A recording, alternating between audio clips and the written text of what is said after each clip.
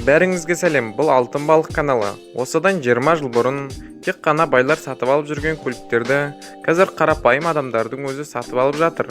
Алайда бұл дүкенге барып нан ала салған секілді оңай емес. Адамдар қолы жете бермейтін заттарға өте қатты қызығады. Сол себепті ме керекті затын құрастырып шықты деген жаңалықты естуімізге болады. Адамдар қолда бар заттармен жүретін көлік құрастырып шықты десе, таңғалатынымыз өтірік емес. Тіпті кейбір адамдар біз ойлағаннан да керемет көліктер құрастырып шығады. Бүгінгі видеода сіздерге соны көрсететін боламын. Каналға жазылмаған адамдар болса, төмендегі подписаться деген кнопканы басып, және де қасында қоңыраушаны міндетті түрде басуды ұмытпаңыз. Бұл Bugatti Veyron толығымен ағаштан жасалынып шығарылған. Бұның құны шамамен 2600 евро болады.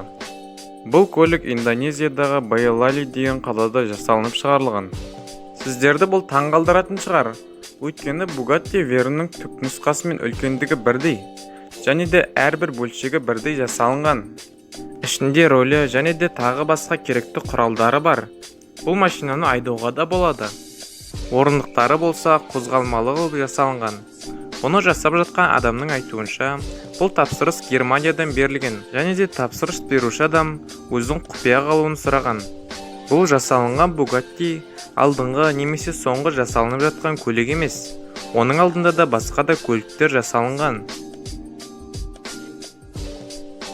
Индонезиялықтар бұл көлікті 2014 жылы жасап шығарған, және 2015 жылы Essen Motor Show дейтін көрсетілімде бұл көлікті жариялап көрсеткен. Бұл көліктің аты Sprinter. Бұл көлікті жасап шыққан адамдар алдыңғы видеодағы адамдардан үлгі алған секілді. Бұл көлік алдыңғы көлікке қарағанда өте шынайы көрінеді. Бұның сырт бейнесі және қозғалысы шынайы көліктер секілді. Және бұл көлікті жасауға өте ұзақ уақыт кеткен. Бұл көлік 2008 жылдан бастап жасалына бастаған. Көлікте ұсақ бөлшектер және де ортасындағы бөлшектер темірден жасалынған. Бұл көлікке қозғалыс береді және оның мықтылығын сақтап қалады. Көліктің алдыңғы бөлшектері жаңғақ ағашынан жасалынған болса, ал артқы бөлшектері шие ағашынан жасалынып шығарылған. Бұл машинамен жолмен жүру рұқсат етілмеген болса, сіздерге көрсетпеген болар едік. Бұл көлікте өте мықты қозғалтқыш орнатылған. Және де бұл көлікте 60 аттың күші бар.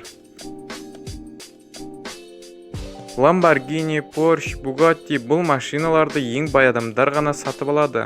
Бұл көптеген адамның көңіл күйін түсірген шығар. Ал бұл қолы алтын адам, мен бүйтіп өкініп отырамын ба деп, одан да Lamborghini'ді жасауға кіріскен. Таңғаларлығы сол, өздеріңіз көріп тұрғандай, бұл адам өзінің Lamborghini'ін ақыры жасап шығарған.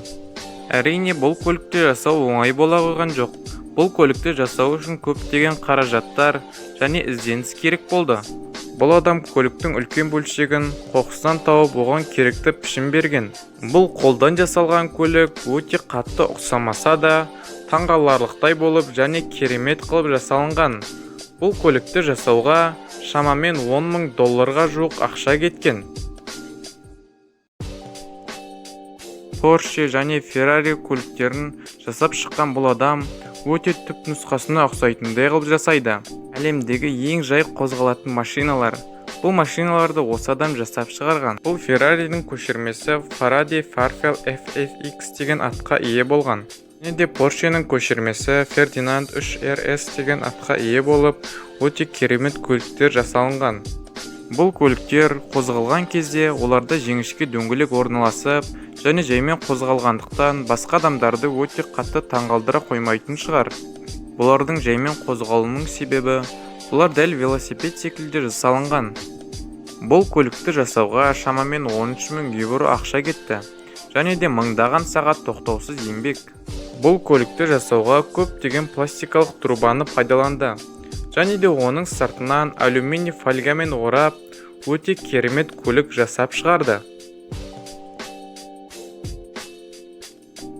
Қағаздан жан-жануар немесе тағы да басқа заттарды жасаған кейбір адамдар жақсы көреді. Дәл осындай заттар осы екі адамды шабыттандырған секілді, және де картоннан машина жасап шығарды. Бұл көліктің бейнесін ғана жасап қоймай, олар нағыз қозғалатын көлікті жасаған.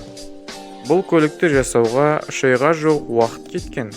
Және де бұндай көлікті жасау үшін 1700 үлкен кардон керек болған.